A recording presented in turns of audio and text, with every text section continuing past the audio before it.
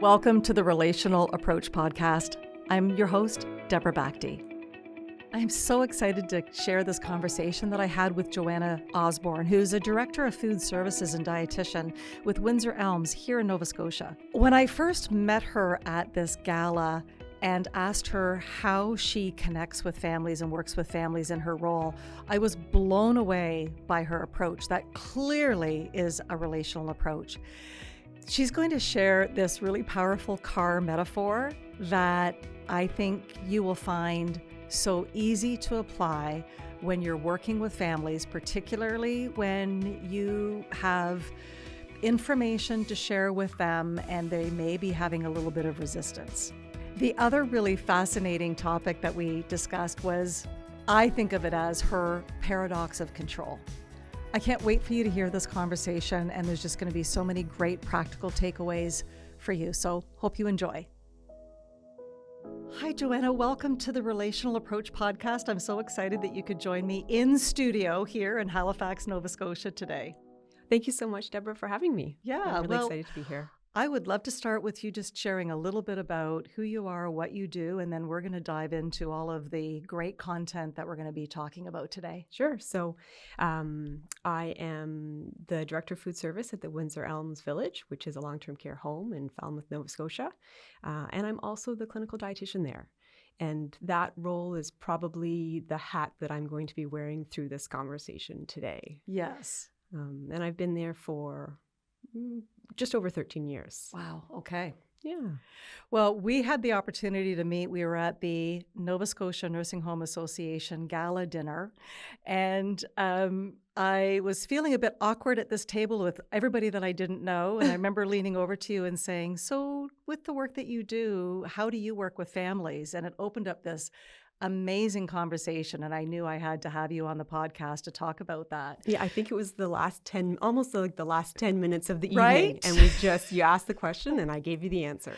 Yeah, and I just feel like your approach is so powerful and impactful, and for people listening to be able to really learn, because to me, what you described was very much your relational approach in working with families. So why don't we just dive into that? Sure, absolutely.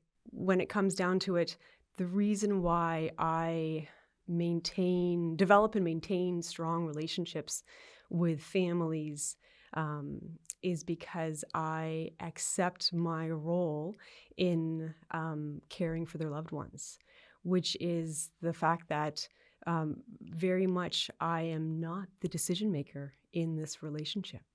And that's big. That took me many, many years to come to that realization. It took me time working in long-term care, and it took me time getting exposed to the Eden Alternative, which is a philosophy of care that we have at the Windsor Elms, where fundamentally it's resident-directed.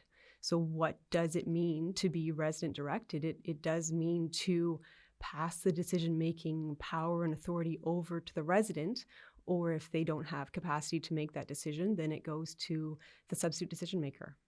I am there to support and provide information, but I'm not ultimately the decision maker.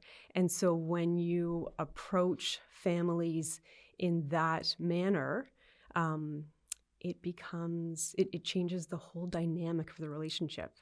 So that it really can't be oppositional, because you're there together, you're doing it together. One way to think about it would be, if we're in a car, I'm the passenger, I'm riding shotgun. So I'm there, I'm sitting next to them, but they're in the driver's seat. Their hands are on their wheel. And so I'm sharing, I have my perspective. So I'm looking out the window and I see what's happening around me. I can see how the resident is presenting at this point in time, and I'm bringing forward my experience. I can present options about where we might go, and the decision maker, the family member, they have their own perspective, right? And they see what's happening around them through their vision, and to some degree, many times they're also looking in the rearview mirror, which I can't see that. That's not my vision. I don't have access to that.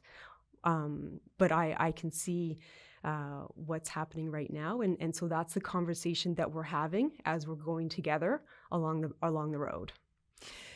So when I'm thinking in practical terms, as you're describing that, I think about when my husband was in long-term care, his swallowing started to be affected. So they had the conversation with me to say he now needs to go on to minced food and then eventually pureed food.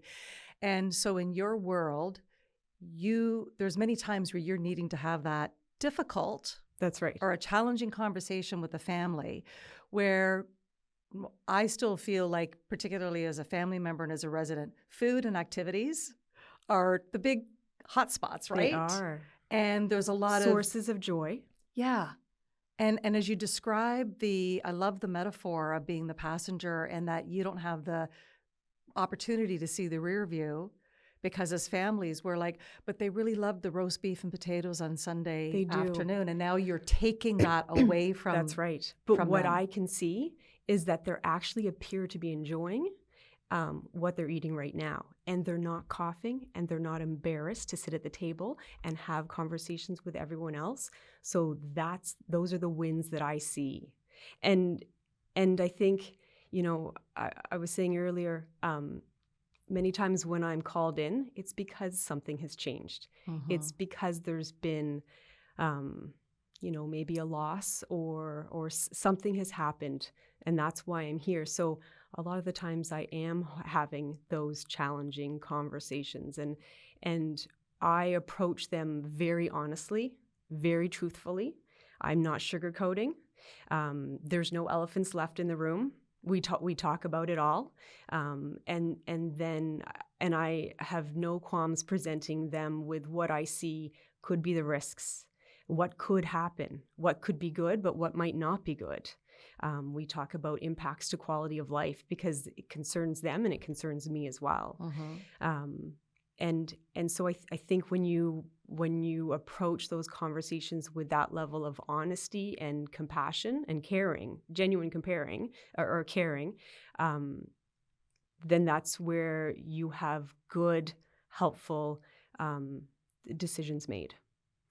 So would you be able to, if we were just to pretend for a moment that I'm a family member that you need to have the conversation with because my loved one is going through whatever type of decline, there's been a change, how do you start? Like, I would just be curious for the listeners to hear what your approach looks like or sounds like. Yeah.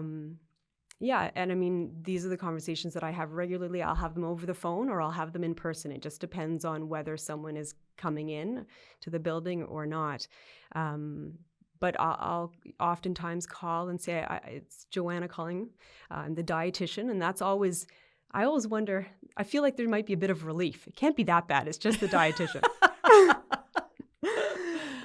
Because I'm always amazed at how often they pick up. Like, you call anyone else in the world and you're leaving voicemails. Yeah. But when I call from the Elms, I get a pickup almost every time.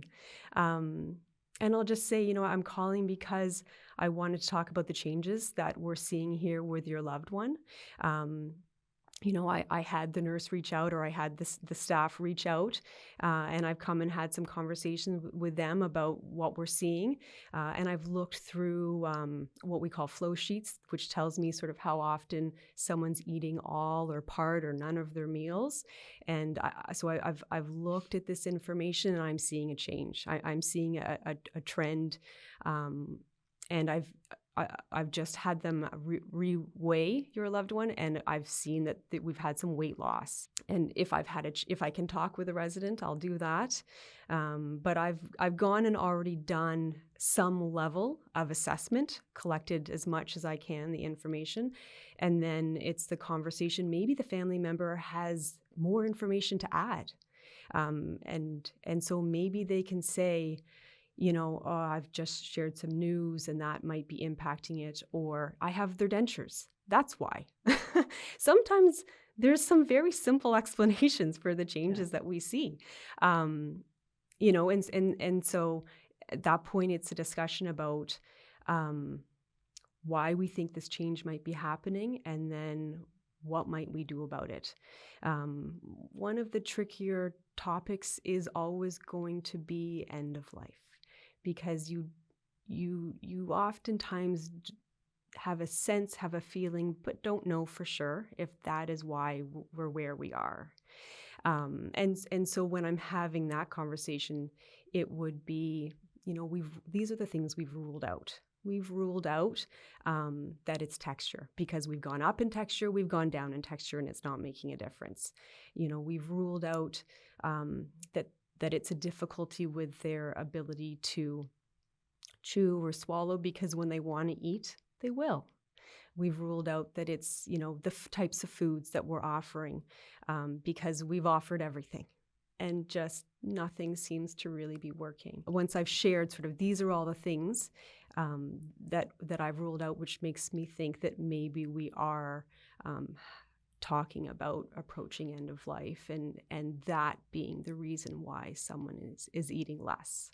So when you open that discussion about end of life, I'm sure sometimes families are blindsided by that, or they are anticipating that next step.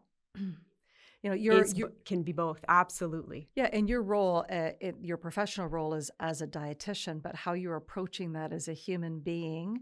What have you experienced in what's worked or what doesn't work because sometimes families will put the guards up and, well, you can't just not feed him, you're going to starve him to death. And those misconceptions that families have that you need to be able to overcome. Speak to. That's very valid. And most people are worried about their loved ones starving. And so that's where we talk about the physical changes that happen in the body as we approach end of life, the fact that there is a loss of appetite and a loss of interest in food. And so if someone's not eating, they're not uncomfortable. And comfort care is usually the goal at that point. And so that is my driving focus. Is this person comfortable? And that's where I can, if we ruled everything out, then provide that reassurance. They are comfortable. If I look at them, they're comfortable. If I can ask the question, they can answer me, are you hungry? And they're not, that's okay. In fact, pushing food and nutrition into them might make them uncomfortable if they're at the point where their body can no longer process it. And so we don't want to do that. And that's part of that discussion when we think about, is there a benefit to a supplement here? Or in fact, could there be a downside to it? But I also share,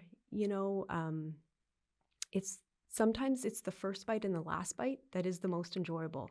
So it's not that someone's asked for a grilled cheese sandwich and you make it for them and you go through the effort and then they take a couple of bites. What's the point? Well, there is a point, because they thought about it. They enjoyed the thought that it was being made for them. They enjoyed the smell of it, and absolutely, I can, almost guarantee they enjoyed those couple of bites, and that's all they needed. So there is a point to it. There is benefit, even if it's just a couple of bites. When you have a family that, let's just say you're needing to let them know they're not necessarily end of life, but they now need to transition to a mince or a puree because of the choking hazard, and they absolutely do not want to buy in with all of the education. Just as you referred to the passenger analogy, how does that look in practical terms? So in the situation, the family member doesn't want the resident to change texture. Sometimes that's the case. Sometimes the resident doesn't want to either. Just depends. So if we have a resident who seems content changing texture and a family member doesn't want them to eat food that looks like that, then absolutely I would talk about the educational piece of the risks of aspiration. So what it feels like to be coughing through a meal. And when people start coughing, if they're staying up in texture and not going down in texture, if that texture is making them cough, it's not enjoyable to cough through a meal. Many times people stop eating. So if they're not eating all of the meal, then we're going to probably see some weight loss, which is generally not a good thing. the embarrassment and of being at a dining room table when you're coughing. That's not ideal either. And at the end of the day, if they're comfortable eating it, eating the food, and they're getting enjoyment out of the food, that's a good thing. They're getting the nutrition. However, if the family member at the end of the day doesn't want them eating that texture, I might invite them to come in and join us for a meal. I would also have the conversations about the risk. And I think that's the conversation, because I am genuinely in the passenger seat. I don't want to be the driver. Mm-hmm. I'm the driver for my parents. That's a big responsibility. And so when I explain it to them, the risk of them eating at this higher texture is not just that they're coughing and uncomfortable, it's that they could aspirate and food and liquid could go into their lungs. And that can cause pneumonia, and some people don't survive pneumonia. And it can also cause choking, which, again, someone might not survive a choking episode. There's real risk there. And I think, when someone realizes and gets to the understanding that that is their decision to live with, it's not often that they end up choosing the high risk situation if the resident does not clearly want that as well. Well, you're really empowering the family, because a lot of times families are coming in, they want to maintain the control that they think that they need or want to have. Yep. And it's a brilliant approach to be able to, versus you don't understand, this is the way it needs to be. We don't want to be putting them at risk, which also families interpret as, well, you don't want to put your home at risk. Right. And they're kind of looking for, what's the angle here? And here you're saying, it's at the end of the day, it's your choice, but my job is to fully inform and advise you. And I love that approach of come in and be with them so that they could see for themselves. That's right. I had a really hard time understanding the swallowing issue with Ty, because I've never had swallowing issues. Right. I mean, other than when you've got a sore throat and it hurts, but I didn't understand it, don't have a clinical background. And I think for a lot of families, I don't know whether we want to call it denial or just not understanding and accepting that this is part of, unfortunately, the progression of the illness. Yep. We're making the best of what can be a very difficult situation. And also not fully, we are looking at how we would feel in our current healthy state today to eat minced or pureed food. Yep. But we can't put ourselves into that person's shoes. As you say, a lot of times they enjoy, it may not look the way that they're used to, but the flavors, all of the, I think, progression that we've made in the dietary preparation of these types of modifications. That's right. And different homes differ. So, for the Windsor Elms, we are taking the beef and we are mincing the same beef, the same chicken, the same meal for the most part, that all of our residents on regular texture, we're taking the same food and then mincing that or pureeing that. So it is the same, for the most part in terms of the taste and the flavor. And yes, I've tried it. Yeah. Because that's always the question. Have you eaten that? Yes, I have, and I will. Yeah. Can you think of an example where you've had a conversation with a family that initially they were really resistant and were able to make the best informed decision and be good with that, and just how that all played out for you? Some of the times I might have a conversation with a family member about them assisting a resident who is declining, and the family member is in regularly assisting the resident to eat. And the referral might come to me to say, we're starting to wonder if the resident still wants to be eating that much. And so that's when I might go, and that's when I would go and have the conversation with the family member about the risks of aspiration if we're if we're sort of moving too quickly through the meal. I have done mealtime assistance training with family members, because just because we're there assisting a resident or assisting our loved one doesn't mean we know everything there is to know about how to assist someone to eat, what to look for, when to know that they're ready for the next bite. These are the things that I teach that is either in the training for nursing or CCAs, or I train our other LTCAs and RSAs that are working in our building. Sometimes families might benefit from that education as well, to know, how do you know when they're ready for the next bite? What's the risk of overfilling a mouth? Again, these are the hard conversations, but we need to have them, because because in the benefit of the resident. If we don't have the conversation, it's the resident that might be sort of left uncomfortable. Well, and with that training, there's the tactical piece of that. And then I would also think there's the mindset and the emotional reset. I never imagined that I would be in a place where I would be spooning food into my husband's mouth when he was in long-term care. So there's this emotional impact of, I can't believe this is what it's come to. And I may know all of the tactical ways of doing it, but it's still heartbreaking as all get out. Yep. So how do you support families with that part of it? Again, I don't have the rear view mirror. So I don't have that. I'm sitting right here. I'm sitting in the present, and I'm seeing what I'm seeing, and I'm seeing them enjoying it. I'm seeing them enjoying the meal. And so it's for us to try and move past that and find the positives in this situation right now. And sometimes the conversation and my encouragement is to shift away from spending so much time on the meal. Sometimes that sort of push to have someone to eat more,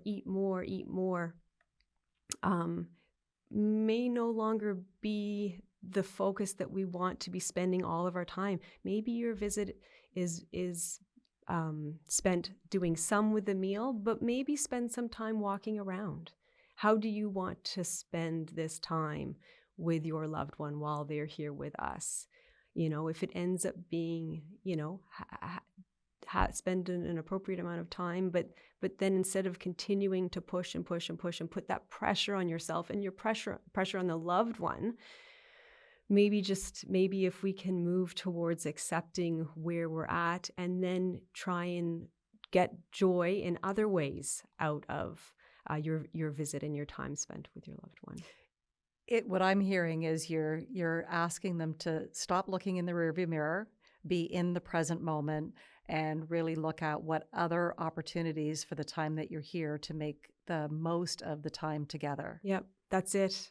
Yeah. Well, it sounds simple, but it's really, I think, powerful, because families can feel so stuck in where they're at and they don't know what they don't know. So, and we've all been hardwired. As little kids, got to be a clean plate ranger, right? This perception and that this is how we show we love. Yes. And I'm sure that you see that in different cultures where the value of that family meal and it starts to really come through when we can figure out those values and then help the family to redirect those values. That's right.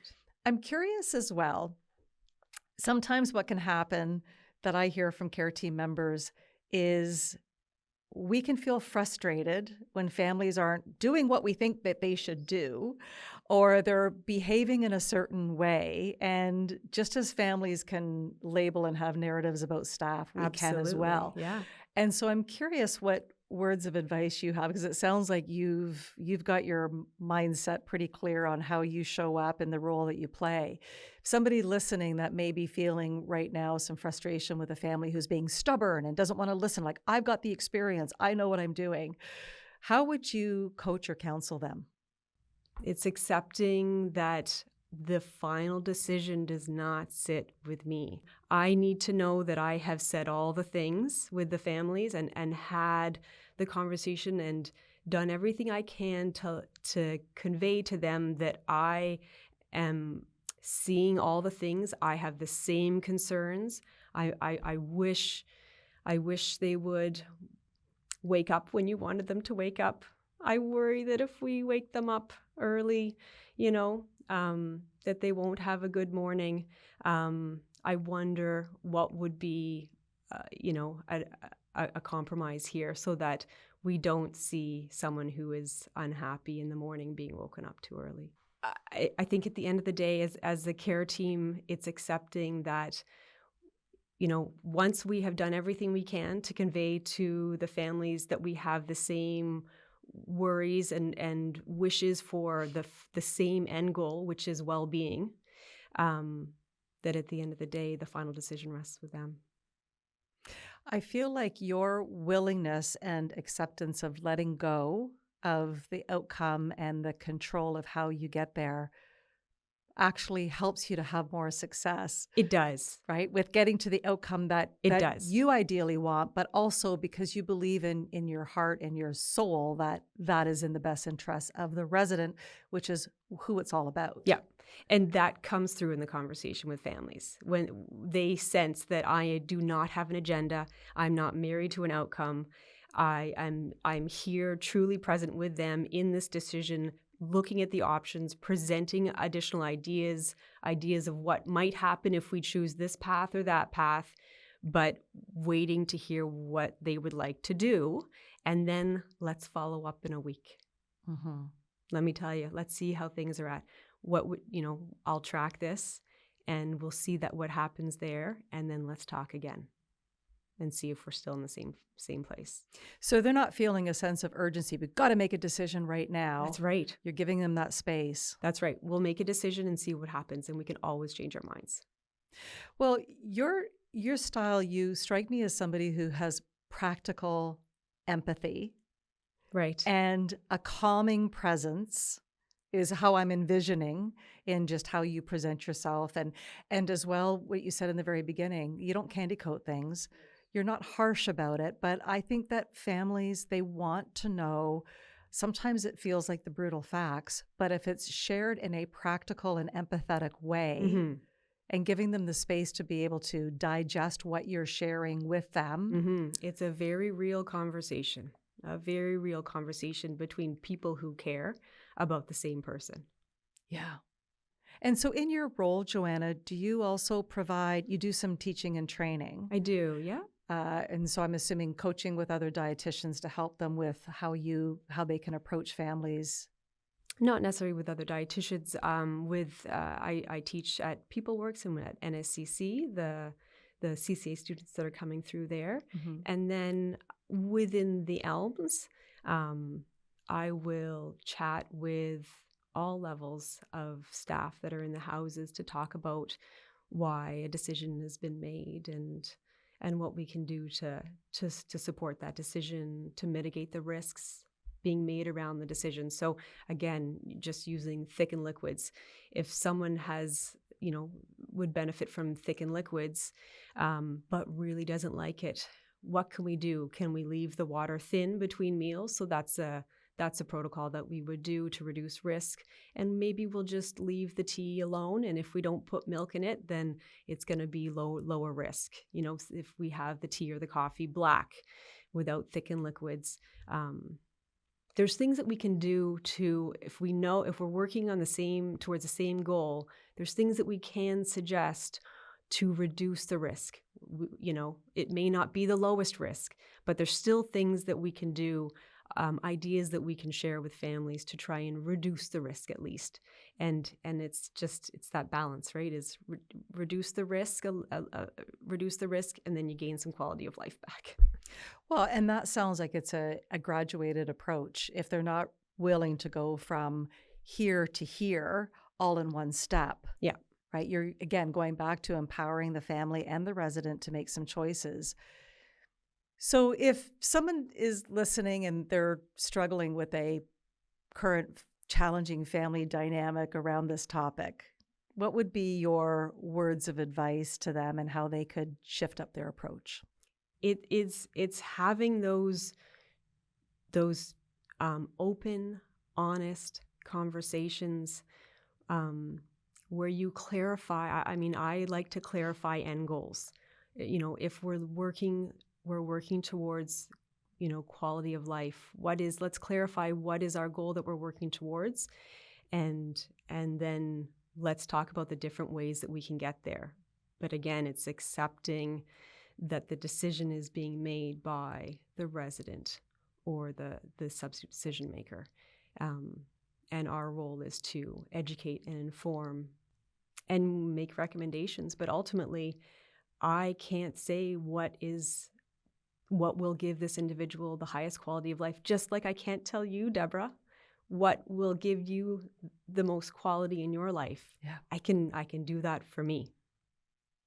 Well, the other thing I heard in that as well is that you bring a level of curiosity. Right. Right. Even in the beginning where you said there could be other factors that are contributing to this that we don't even know about. And so I'm hearing that you're not going into the conversation. You've got the end goal in mind, but you don't have an agenda on how and when to get there. Right.